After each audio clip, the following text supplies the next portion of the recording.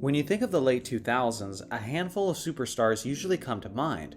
Kobe Bryant on his quest to win rings without Shaq, LeBron James in his peak Cleveland form, Dwayne Wade carrying Miami, Dwight Howard in his prime, and the Boston Celtics Big Three causing havoc in the Eastern Conference. But one player who's since been forgotten by many was the Portland Trail Blazers' former star, Brandon Roy. Roy is yet another example of a star who had potential that reached the sky, but unfortunately, severe injuries ruined that potential and kept him from having a long and healthy career. Simply put, Brandon Roy is the perfect example of how important it is to take your long-term health and security seriously, which is why today's video is brought to you by NordVPN. A VPN encrypts the connection between your computer and the internet, which protects your data from hackers and from governments who are seeking to take your private information. As someone who makes a living online, I understand the importance of keeping my information private, which is why I use NordVPN.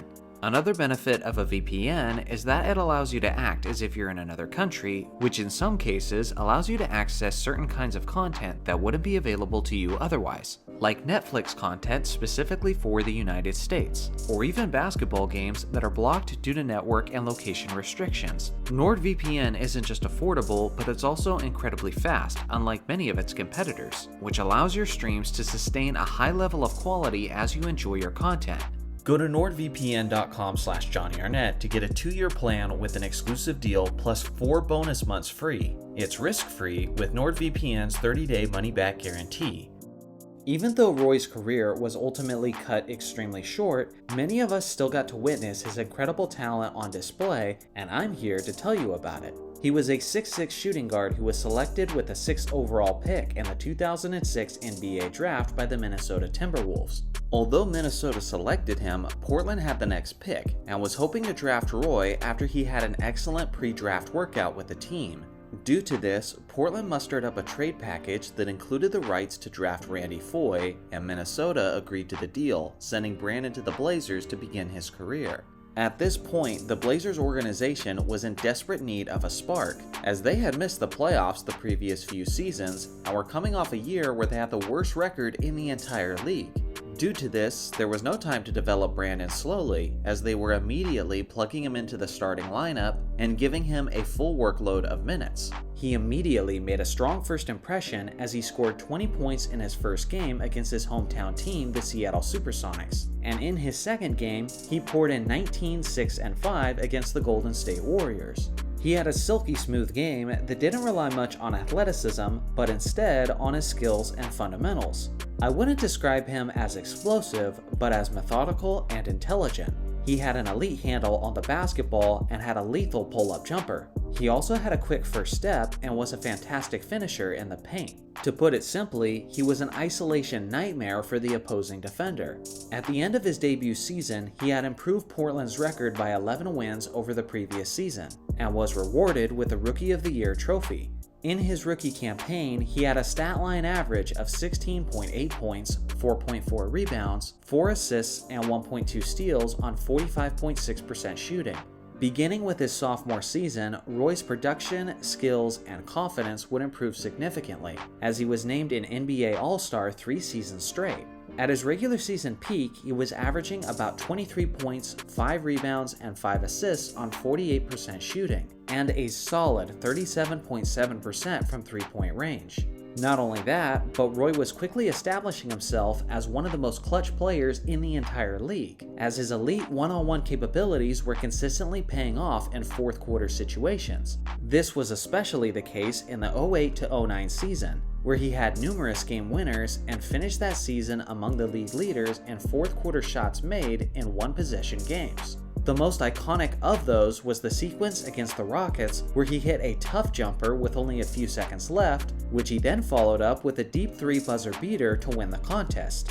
Throughout the regular season, he had numerous other evenings where he caught the attention of the basketball world, like on December 18th, where he dropped 52 points, 6 assists, and 5 rebounds against the contending Phoenix Suns, and also on January 24th against the Washington Wizards, where he achieved a franchise record 10 steals.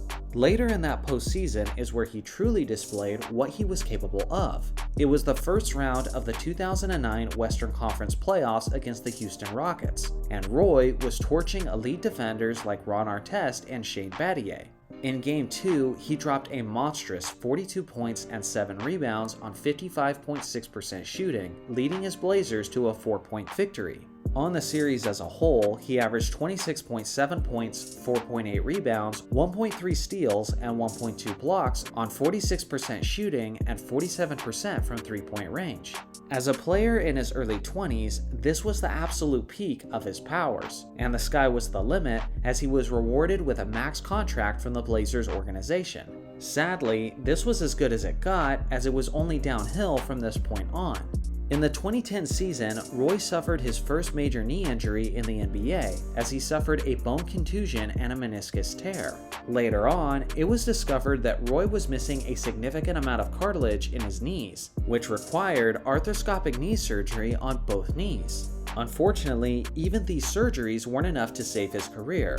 Roy said that his knees had degenerated to such a point that there wasn't any cartilage between the bones in both of his knees. Due to this, he retired from the game of basketball at only the age of 26. A couple years later, he tried to make a comeback, but he only played a total of 5 games as a member of the Minnesota Timberwolves and made very minor contributions. Sadly, what ended the comeback was yet another injury to his right knee, which was initially only supposed to sideline him for a month. But the injury ultimately proved to be too severe, as it kept him out for several months before Minnesota was done waiting and decided to release him, which was unfortunately the final nail in the coffin of his career.